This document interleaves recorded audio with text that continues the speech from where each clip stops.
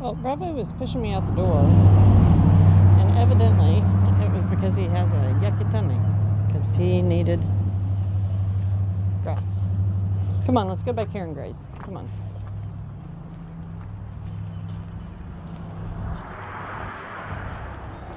Well, we had some snow flurries this morning.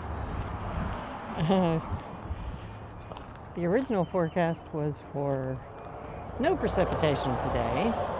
And then whenever, let's see, I checked at about 4:30, 5 o'clock, then it was for showers with no measurable accumulation.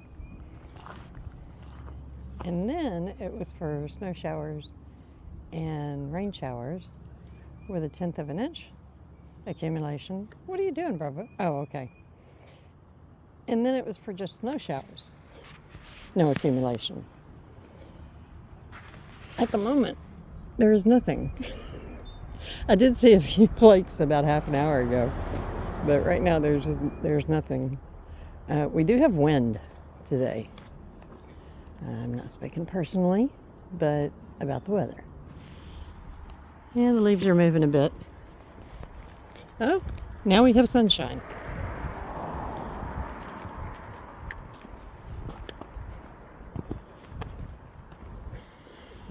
Who knows? We'll just see what happens.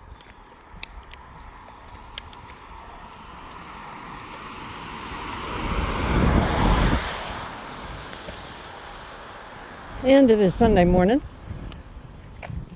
which is normally the most dangerous day for us to walk. We'll see what happens. It is a residential street. Speed limit is 25. Rarely observed. And, ooh, there's the wind. This is our poop record. Making sure that Bravo is a conscientious pooper. And our walking diary, should it be my last walk, because a motorist takes me out. A motorist takes me out, just don't hurt my baby.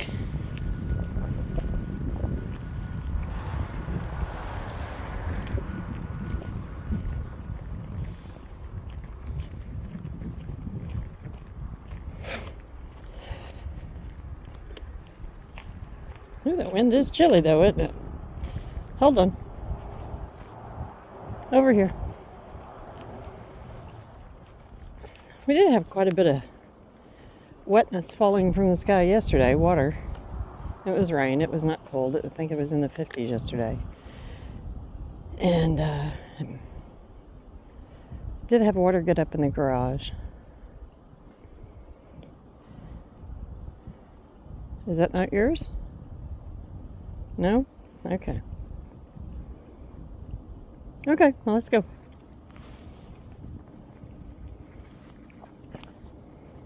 And I was paying attention yesterday. We were sitting and visiting with one of the aunties. Oh, that's a good location. Yeah, that's a good spot. And noticed that Bravo has packed on a couple of pounds, which, whenever you're as small as he is, it's significant. Now, for the last week, he has not been eating home cooking because I didn't feel so great last week and didn't get home cooking done. So, been living on mass-produced canned and kibble for the most part. He still gets his leftovers usually from my eggs and chili stuff in the morning. And let's say we cooked a pork chop the other day, and he got a little bit of that, as did the cats. Made me sick. They were fine. But it was because of the old grease. I believe it was old grease in the pan, not the meat itself.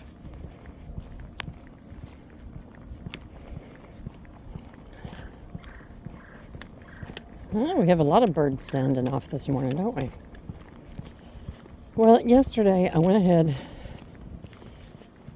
and did a pickup order with Walmart. And I went ahead. The cats were out of dry food. And I've been so torn about whether or not I replaced the dry food. You hold on. This car is flying low.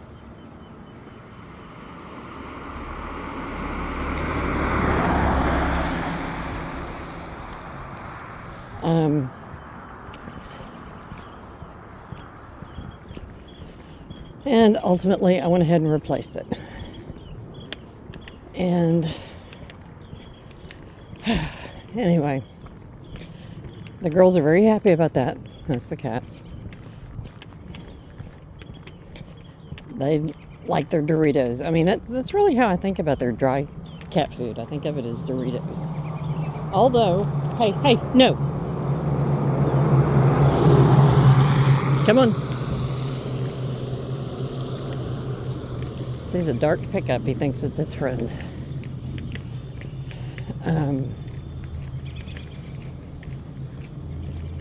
Let's get over. I know, there's stuff you don't like to walk on. Their dry food, the first ingredient is chicken. Not chicken byproduct, which is the second ingredient. So that makes me feel slightly less guilty, but anyway, I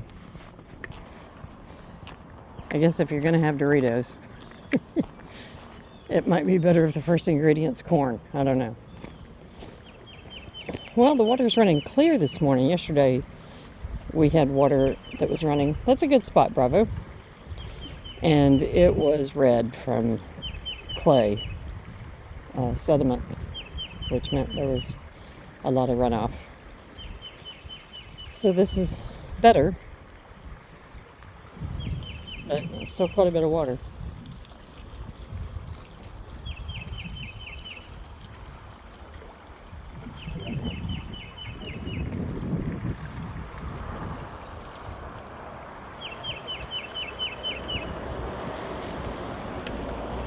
Okay, come on.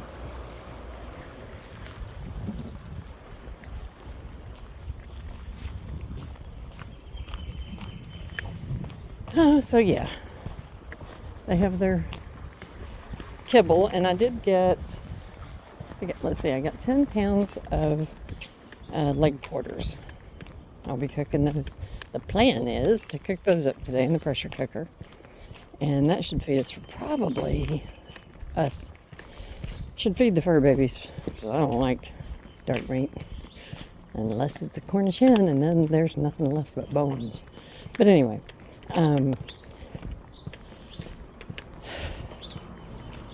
so that should feed the babies for 3 weeks at least. The hindquarters, plus I got a pound of beef liver, a pound of chicken livers,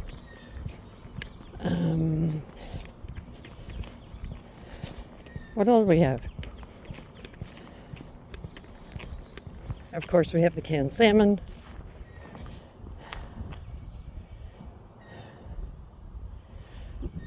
We have broccoli we're going to add in.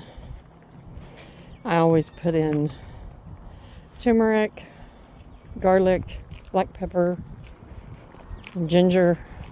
I always put those in their food.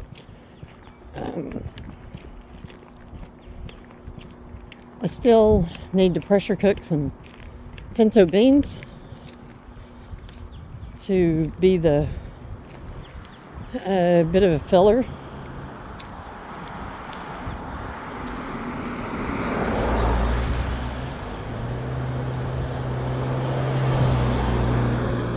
Very good, very good.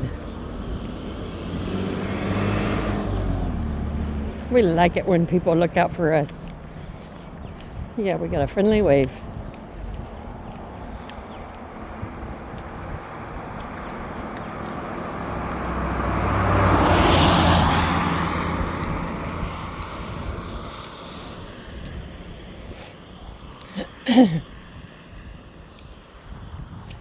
Hold on. over here. The things that I work to not put in their food are things like corn. Okay, it doesn't have any nutritional value for us or dogs and cats, which cats are carnivores, they're not omnivores. Domesticated dogs are omnivores. And although my cats do like to have me for me to take some grass in for them, I think that's more of a digestive aid than a part of their regular diet. And no, they don't normally throw up after they eat grass, any of the above. If they regurgitate after eating, well, there's no they. The only ones that ever regurgitate, no, I have seen one of the cats regurgitate after eating grass. But if anybody does, it's usually Bravo. Truth is, this past week, eating only, almost entirely, I did have a little bit of cooked beef liver that was chopped up pretty finely. Other than that, and some canned salmon, the girls lived mostly on canned cat food and dry kibble cat food. And it is the first time one of the cats has vomited for any reason in weeks, which is not like they normally do anyway, but I have noticed that it is even more rare now with the home cooking, with me preparing their food. And so the hope is, I had not thought about that, Bravo. What I might do is in using, let's do a test first. A friend gave me some broth, some venison stock from deer meat, canned stock, and home canned stock from venison. She's an extraordinary hunter. And it was funny because her husband thought that it was spoiled because of the fat and solids that were on top of the broth. And so I need to get that used just so he understands that it's all right. And kind of like if I were raising chickens and canning my own stock, it might have feathers in it. The venison stock very likely has fur from deer in it, because whenever I mention that, this is great, I'll use it for egg drop soup, and she was like, no, this is not for human consumption. I was like, no, not egg drop soup for me, because my animals love eggs. But I can still make egg drop soup, which is just quickly whipping not whipping. Anyway, I guess whipping some eggs and pouring it into a hot broth. Come on, let's go. Egg drop soup that I started making for me is wonderful. And so it seemed logical to me that they get egg drop soup of their own. And that looks dangerous. Hold on, somebody walking along could walk right into that thing. It makes me feel better. May not stay, but it makes me feel better poking that one board back in. Hold on.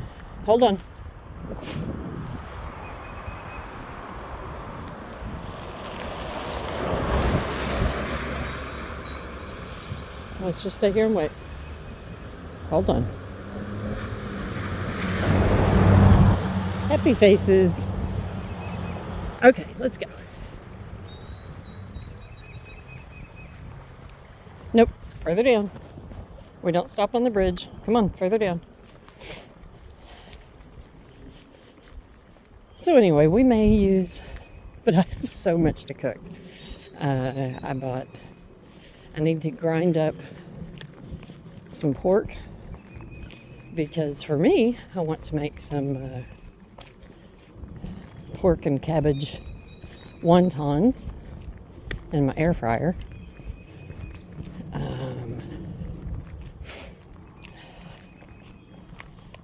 And I did buy me a Cornish hen. I ended up getting two. This was hilarious, something that happened. So, in the original Walmart pickup, hold on, Bravo, slow down, my nose is going. Substitution, if they substitute it because of a mistake in their inventory, they replaced it with the nearest item at no additional cost to you. Well, a few months back, that changed. And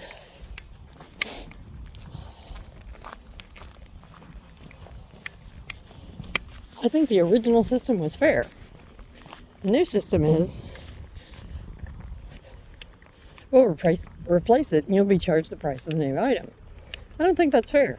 Their inventory system is not my responsibility. And I shouldn't pay for them not maintaining their inventory.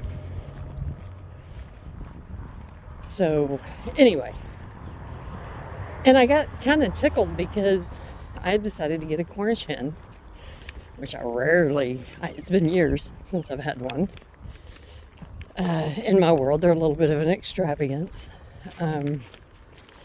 But anyway, a single Cornish hen was less than $4. A 2-pack of the same Cornish hen, same manufacturer, everything. Calling them a manufacturer is hilarious. But anyway, was $10 and some change. And it was like, no, do not allow this substitution because I guarantee you I'll end up with 2 Cornish hens over $5 a piece rather than the one that is the single that's less than $4. So I changed it so that no substitution. And even though I said no substitution, nonetheless, I get a notification that it was out of stock and there was a substitution available. And guess what it was? It was a 2-pack for $6 and change, which was less than they would have been purchasing 2 individually, as it should be. So, yeah, I found that interesting.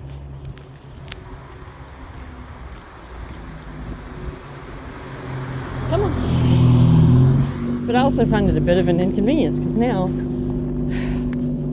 I have to go through. Bravo, stop that. I have to go through and check every item and set. Come on now, come on. Anyway, it's taken away some of the convenience from me and taken away some of the responsibility from them. Bravo. Now stop it. Thank you. Heel. So anyway, I guess there's nothing really new about that. Transferring responsibility and costs. Nope. But anyway, what it comes down to is a happy ending where I end up with 2 Cornish hens, even though I really only wanted one. And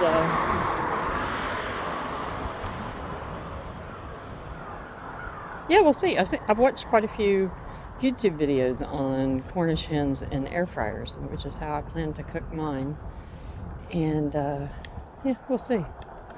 Now, because I was totally impatient, shocking, and it was later in the day than I normally eat, I went ahead and made some crab rangoon with imitation crab. I got a very small package of imitation crab, very small package. I think it was 3 ounces. I already had cream cheese. I already had, one of the things in my order was green onions, scallions. Anyway, friggin' green onions. And do you need a potty again? So anyway, the only thing I did not chop up garlic this time. I just used garlic powder, soy sauce, a little bit of sesame oil, and just a splash of Worcestershire, which cracks me up because the town is called Worcester, and none of them look like the word is spelled, but oh well. I grew up with it being pronounced Worcestershire, so that's as far as the condiment is concerned. So, if there's condiment police somewhere, they can tell me how it's actually supposed to be pronounced. And in my air fryer, the oil that I use is mid-chain. I buy it by the gallon, mid-chain triglycerides, and then just put it in a spritz bottle. They're supposed to be good for me anyway.